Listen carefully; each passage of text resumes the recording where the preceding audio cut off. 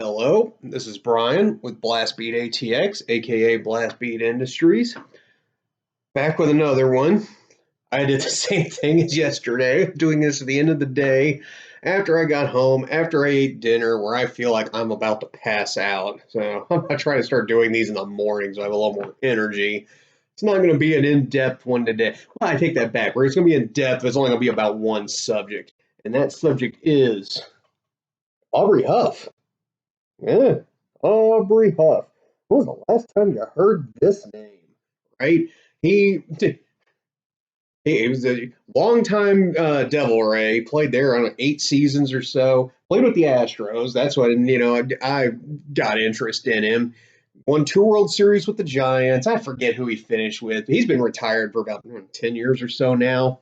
And before I get into why Aubrey Huff of all people entered, the lexicon again. I don't know if that's the right word. Follow me on this.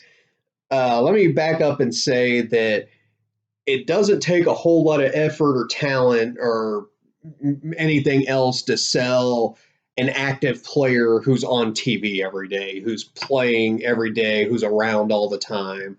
You know, Odell Beckham Jr. is the popular receiver. Of course there's going to be people interested in him. LeBron James, it doesn't take much to sell a LeBron James card.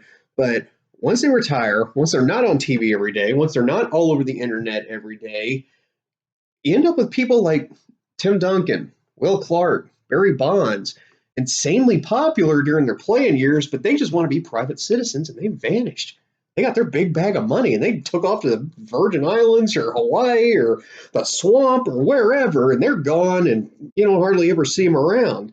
And then you got some people like Kobe Bryant who are super popular in one part of the country, in his case, Southern California, but I don't know if he would benefit him or behoove him to travel to the other 49 states. I don't know how much he likes getting the middle finger from strangers, but the people who years and years later, their cards are still popular, they have a life outside of their sport.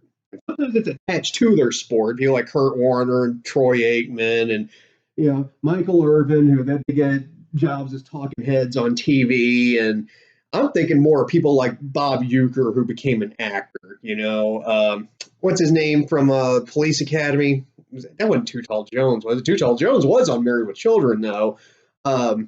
But you see what I'm getting at. They're known for other things. I guess a good example would be Jack Kemp. He was a congressman, ran for vice president on the ticket with Bob Dole in '96. He was an NFL player. If he hadn't been born when he was, Gerald Ford was easily the top football player in the 1920s. Unfortunately, he played at the University of Michigan in the 1920s before the NFL. He would not have gone into politics if he had played in the 90s or the 2000s. He would be Tom Brady, basically. So it's something I look for. Opportunities in the market are it's like a deer with an extra set of prongs on the antlers, because if you know any hunters, that's what they're looking for in the trophy bucks, right? So what I'm looking for is trophy cards, not trophy bucks. And Aubrey Huff has emerged in the last month or so as, oh God, before I get into this, let me say I am politically agnostic. I have my own personal beliefs. I'm not on anyone's team. I'm not pushing any agenda. My loyalty is to making a profit. That's my loyalty, right? That's where I'm going with this. Don't read anything into it. But in the culture wars and the Twitter battles and all that stupid stuff, right? You got the woke crowd, the progressive crowd, then you got the MAGA crowd, the conservative crowd, right? And they don't like each other. And they're, the Antifa versus the Proud Boys and that whole stupid thing that it exists. There's two sides and they don't agree. That we can establish that as a fact, right?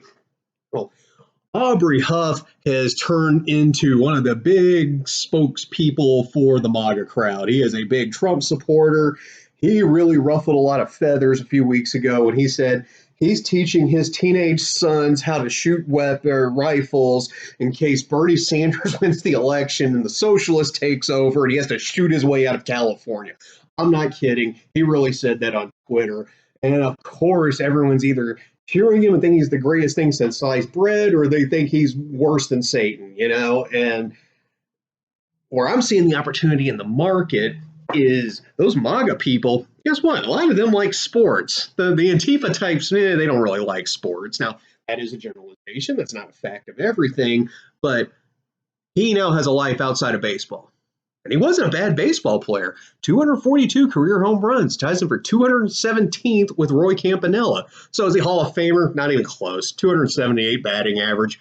But he played for over 10 years. You go like stars and then semi-stars, right? The people who aren't, let's say like Hall of Fame, All-Stars, and semi-stars, right? The semi-stars are the people who signed the big contracts. They got 20, 30, 40 million dollars for playing third base, you know? You weren't some guy who came up and played for 2 weeks and then went back down the minors and we never heard from you again. He's on the all-time home run list. And now he's got this whole life with the MAGA stuff. And I'm bringing him up today because he has been hinting hard that he wants to run for Congress in California. And with the current situation in California and the backlash against the backlash against the backlash, he might win.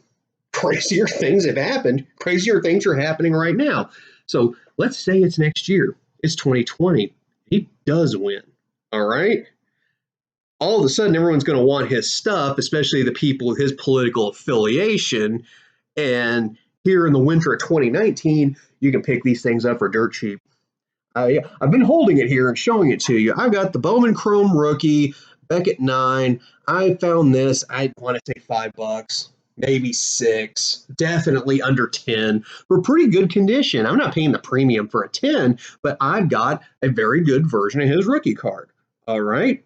So these are out there all day long. I had looked on eBay earlier, and I think in the last 90 days, he had 95 different items sell across the board, and most of them were $1 and $2 cards, which brings me to this.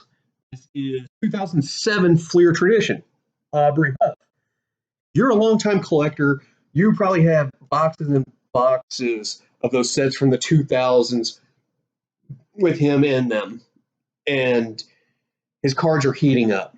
Not heating up like we're going to cash out and buy a Mercedes, but they're selling at $1, $2 a piece. And you probably already are sitting on a ton of them. And if you're not sitting on a ton of them, you can get a ton of them for cheap. You know, there's a couple of people on eBay that I've shopped with that they do mass box openings. They'll open 4 cases at a time, pull all the autographs and stuff, and they'll sell 20 copies of a card because they have 20 copies of a card because I just opened 50 boxes, you know? Take advantage of those. This guy might win. It's a crazy world, and it's getting crazier. Next year is going to be wild, and he may be a congressman, you know? And I'm telling you now, again, let me say it again. I'm politically agnostic. I don't care about that stuff. What I care about is you can buy a ton of these for 25 cents right now, sit on them for 6 months, and then sell them all for $2, $3, $4 a piece. You tell me where else you're going to make a 300% return on your money. It's not possible in the stock market unless you're a penny stock gambler. This ain't a gamble. This is really happening right now. So my advice for today is, regardless of how you feel about anything going on in the current climate, you may think about flipping some Aubrey Huffs, because for better or worse, he has some heat on him right now, and he's some notoriety, let's say, and he was already a well-known millionaire baseball player before, and he's going to try to carry that into another avenue of life, and we can maybe make a couple bucks off of it. You got any opinions, or you support it, you're against it, you think this is a terrible idea? I want to hear from you. Comment below, hit like, hit subscribe, and I'll talk to you later. Brian Cook, Blastbeat ATX, Blastbeat Industries. Oh, and today's shirt is the Black Dahlia Murder. Death metal from Detroit, highly recommended. So Black Dahlia Murder, Aubrey Huff, Blastbeat ATX. You'll have a good day.